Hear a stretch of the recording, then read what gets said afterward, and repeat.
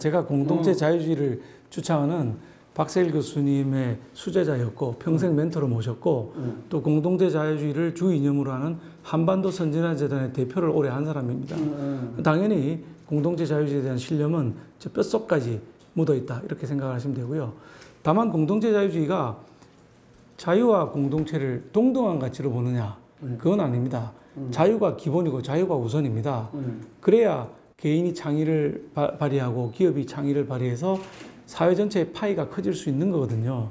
근데 이걸 무작정 남에게 해를 끼치는 정도까지 자유를 인정하면 안 되는 것이죠. 일정한 한도가 있어야 되는데 그 한도가 뭐냐? 공동체를 해치면 안 된다는 것이죠. 그러니까 아까 제가 자유의 기본 개념 두 가지, 개인의 자유와 그 기업 활동의 자유를 말씀드렸는데 공동체는 공동체가 유지되기 위해서 내적인 공동체의 적으로부터 이겨야 되고 외적인 적으로부터 이겨야 됩니다. 외적이 뭐냐? 북한이라든지 우리를 침략하려고 하는 뭐 중국이라든지 이런 일본이라든지 이런 적들이 침투를 해오면 막아야 되거든요. 그래서 보수는 늘 국방과 안보를 강조하는 겁니다. 국방과 안보로 안보 파괴하겠다 이런 거는 말이 안 되는 거고요. 공동체를 외적으로부터 지키기 위해서 국방과 안보가 필요한 겁니다. 그럼 내적으로부터 지키기 위해서 뭐가 필요하냐? 법치주의가 필요한 거죠. 법치주의가. 법을 안 지키고 지 마음대로 하는 놈이 있으면 사회가 깨지는 거거든요. 근데 법치주의만 필요하냐? 그것도 아닙니다. 사회에서 소외된 사람, 이탈한 사람들이 점점 늘어나게 되면 사회가 불안정해지거든요. 이분들에 대한 복지 정책도 써야 되는 것이죠. 그래서 보수가 주장하는 복지 정책은 선별적 복지 정책이 되는 겁니다. 사회 자유를 인정하지만 그 경쟁 사회에서 탈락한 사람들에 대한 복지 정책.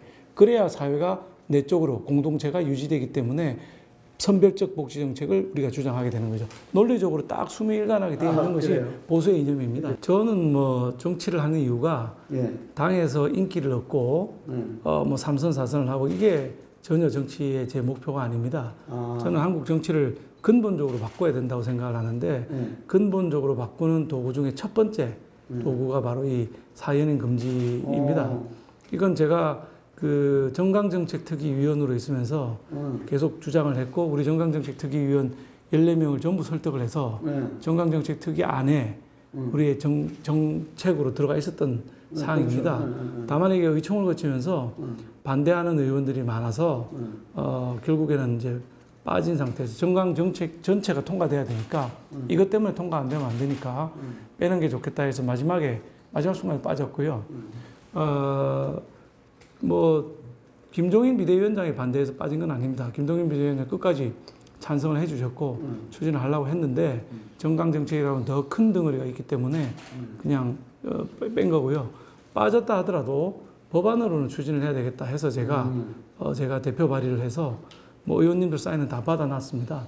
다 받아놨고 그래서 이제 제출만 하면 되는 그런 단계에 와 있습니다. 저는 호남을 뭐 끌어안기 이렇게보다는 호남하고 같이 가기 이런 것이고요. 저희 정강정책의 첫 제목이 뭐냐면 모두를 위한 내일이라고 되어 있습니다. 모두를 위한, 즉 대한민국 국민 모두를 안고 가야 된다, 같이 가야 된다 이런 생각을 하고 있는데 그중에 특히 우리 당이 취약한 것이 호남이죠. 호남하고 같이 못 가고 있는 건 현실입니다. 이걸 돌파를 해야 됩니다. 근데 우리 당 일각에서는 호남과 함께 가는 데 대해서 불편한 심정을 표하는 사람들이 많은데 그건 정치를 할 수 없는 사람들인 것이죠. 모두 함께 가지 않으면 우리가 갈 수가 없는 것이고요.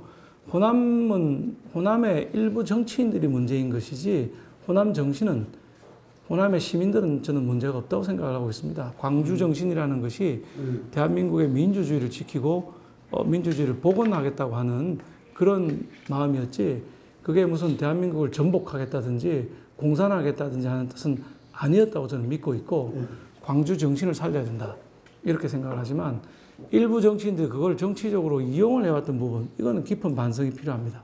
그러나 광주 정신을 살리고 광주 시민들하고 함께 가는 이런 노력은 정당이라면 당연히 마땅히 해야 되는 일이라고 생각합니다.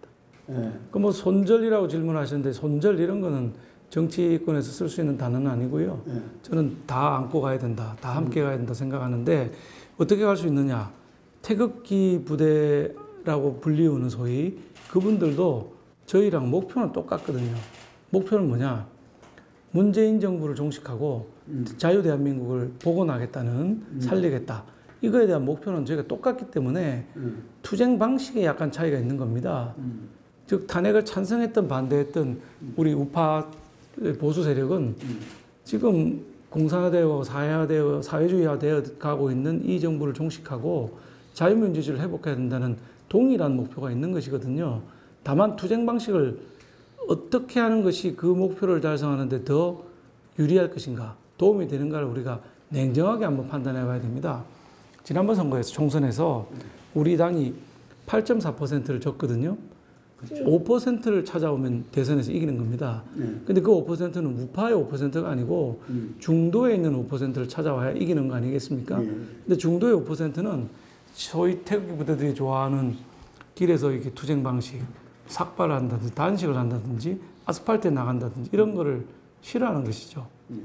따라서 그분들 5%를 데려와서 우리가 목표하는 자유 대한민국을 지키기 위해서는 투쟁 방식을 바꿔야 된다. 목표는 동일하기 때문에 태극기 세력들도 전부 우리의 그 목표에 동의하기 때문에 방식만 바꾸면 되는 거거든요. 가능하다고 생각합니다. 뭐 그럴 수도 있죠. 의견이야 뭐 다양하게 가질 수 있는데 지금 근데 본인이 그렇게 생각하시나요? 저는 그렇게 생각합니다. 지금 추진하고 있는 많은 정책들이 자유라고는 기본 개념에 반하는 것들이 너무 많습니다. 자유에는 두 가지가 들어가 있거든요. 개인의 자유가 있습니다. 개인의 자유를 지키는 게 자유민주주의입니다. 이 정부 정책은 자유민주주의를 훼손하는 정책이 너무 많고요. 두 번째가 이제 기업 활동의 자유입니다. 개인의 자유와 기업 활동의 자유. 기업 활동의 자유를 이제 해줘야 되는데 이 부분도 너무 많이 훼손하고 있거든요. 가전 법령을 넣어서 기업 활동을 제약하고 세금을 더 걷어서 기업 활동을 제약하고 많은 부분을 국가가 직접 하려고 하거든요. 이런 것들이 자유민주주의의 가치를 훼손하면서 사회주의에 해가는 증거들입니다. 차고 넘치는 증거가 있는 거죠.